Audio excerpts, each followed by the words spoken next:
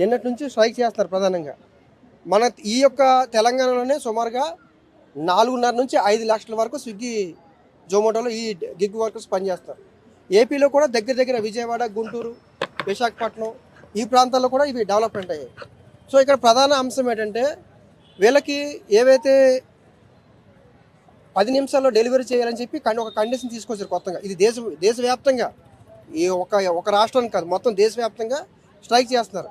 లాక్డౌన్లో కూడా ఈ అంశం మీద స్ట్రైక్ చేస్తే నన్ను పిలిచారు, నాగరాజు గారిని పిలిపించానని చెప్పి నేను వెళ్ళాను, వాళ్ళతో మాట్లాడాను. స్ట్రైక్ కంటిన్యూ చేసే మూమెంట్లో గవర్నమెంట్ వాళ్ళకి కొంత భరోసా ఇవ్వడం వల్ల ఆగిపోయారు తాత్కాలికంగా.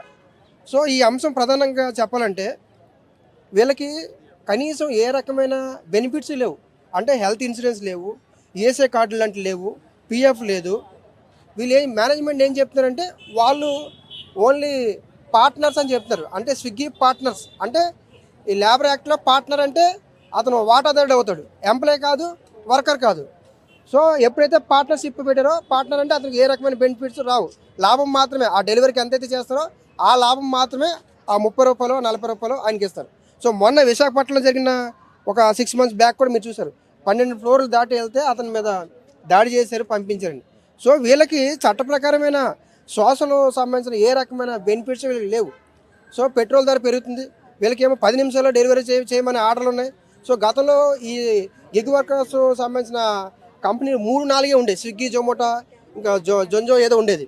ఇప్పుడు ఇంకా పెరిగాయి. ఈ మార్కెట్లో కాంపిటీషన్ పెరగడం వల్ల ఏమవుతుందంటే వీళ్ళు ఎవరైతే వేగంగా డెలివరీ చేస్తారో ఆ కంపెనీని ఎవరైతే కస్టమర్లు బుక్ చేసుకున్నారు. కాబట్టి ఈ స్విగ్గీ, జొమాటో వాళ్ళు కూడా 10 నిమిషాల్లో డెలివరీ చేయాలని ఒక కండిషన్ తీసుకొచ్చారు. ఆ కండిషన్ వల్ల 10 నిమిషాల్లో ఒక పర్సన్ వెళ్ళి ఒక ఫుడ్ డెలివరీ చేయాలంటే అది ప్రాక్టికల్గా సాధ్యం కాదు. అందుకే నేను గతంలో కూడా చెప్పాను, మీకు ఇలాగే మీకు టైమింగ్ ప్రకారం కావాలంటే రోబోలు పెట్టుకుంటే, రోబో సినిమా చూసారు కదా, కార్లు, బైకులు దాటి వెళ్ళిపోతారు అన్నమాట. అంటే యాక్సిడెంట్ అయినా మీకేం ప్రాబ్లం లేదు, యాక్సిడెంట్ అయినా రోబోని మళ్ళీ ఆఫీస్లో తీసుకొచ్చి మీరు రిపేర్ చేసుకోవచ్చు. మనుషులు 10 నిమిషాలు డెలివరీ చేసే క్రమంలో యాక్సిడెంట్ అవ్వచ్చు, బండి పంచర్ అవ్వచ్చు. 10 నిమిషాల్లో డెలివరీ చేయకపోతే ఏమవుతుంది, ఆ కస్టమర్కి ఎవరైతే ఐడియా ఉందో అతనికి రెగ్యులర్గా రావట్లేదు, అంటే ఆర్డర్ రావట్లేదు. 800 నుంచి 1200 రూపాయలు రోజు సంపాదించుకున్నారు. అందులో 400, 350 రూపాయలు పెట్రోల్కే పోతుంది. వీళ్ళకి ఏ రకమైన హెల్త్ ఇన్సూరెన్స్ లేవు, ఏ ప్రమాదం జరిగినా లేదు, ఏమీ లేదు. గవర్నమెంట్ తరపు నుంచి కూడా ఏమీ లేదు. వీళ్ళని సోషల్ వెల్ఫేర్ వర్కర్స్గా గుర్తించాలని ఒక డిమాండ్ ఉంది. అంటే వీళ్ళు కూడా పబ్లిక్ కోసమే ఈ యొక్క, అంటే ఇవన్నీ కూడా ట్యాక్స్లు అన్నీ కూడా గవర్నమెంట్కి వెళ్తున్నాయి. సో గవర్నమెంట్ అయినా వీళ్ళ కోసం ఆలోచించాలి, లేదా ఈ సంస్థలే వీళ్ళ కోసం ఆలోచించాలి.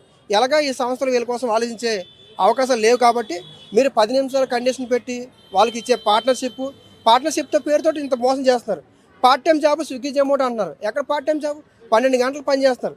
వాళ్ళకి 1200 రూపాయలు 1100 రూపాయలు రావాలంటే 12 గంటలు డ్యూటీ చేస్తున్నారు. 12 గంటలు డ్యూటీ చేసే పార్ట్ టైం డ్యూటీ అంటే ఎవరు నమ్ముతారు అది?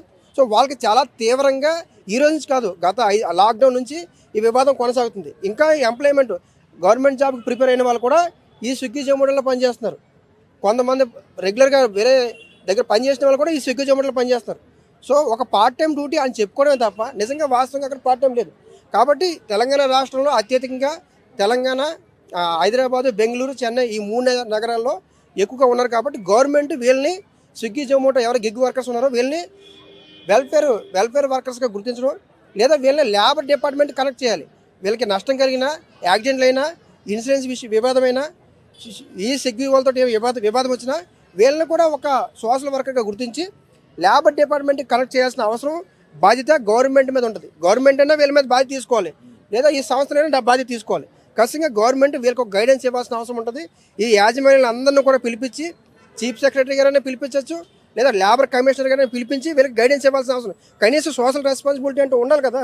యాక్సిడెంట్ అయితే వాళ్ళకి ఏమీ లేదు, ఈఎస్ఐ కార్డు కూడా లేదు, ఈఎస్ఐ లేదు, పిఎఫ్ లేదు, ఏమీ లేదు. అసలు కేవలం కమిషన్ కోసం, అంటే సంవత్సరాల కమిషన్ కోసం పనిచేస్తారా? మేము గతంలో కూడా చెప్పాం, అసలు లేబర్ యాక్ట్లో ఇవి చాలా వైలెన్స్ అవుతున్నాయి, కొత్త చట్టాలు తీసుకొచ్చారు కాదంటే ఇందులోనూ కూడా 10 నిమిషాల్లో డెలివరీ చేయాలంటే అది ఎంతమంది సాధ్యం అవుతుంది. కాబట్టి ఈ విషయాన్ని మేము తీవ్రంగా వ్యతిరేకిస్తున్నాం. అవసరమైతే రేపు ఎల్లుండో కూడా ఎక్కడైతే స్ట్రైక్ ధర్నా చేస్తారో స్వయంగా నేను అటెండ్ అవుతాను, వాళ్ళ తరపున కూడా నేను ఆర్గ్యుమెంట్ చేస్తాను, అందులో ఎటువంటి సందేహం లేదు. కస్టమర్లు కూడా, పబ్లిక్ కూడా ఆలోచించాలి. 10 నిమిషాల్లో డెలివరీ అనేది అంత ఈజీ కాదు. మిగతా కొత్తగా 2-3 కంపెనీలు రావడం వల్ల వాళ్ళు 10 నిమిషాల్లో డెలివరీ చేస్తున్నారు. కాబట్టి అదే యాంగిల్లో మీరు డెలివరీ చేయాలంటే అది సాధ్యం కాదు. ప్రమాదం జరిగితే రెస్పాన్సిబిలిటీ ఏంటి? సో మీరు మార్కెట్లో మీ మార్కెట్ని డెవలప్ చేసుకోవడం కోసం వాడే స్ట్రాటజీస్ని 10 నిమిషాల్లో వీళ్ళని డెలివరీ చేయాలని ఏదైతే వైఖరి ఉందో అది ఆ, ఒక మనిషిగా ఒక మానవుడిగా అది అసాధ్యం.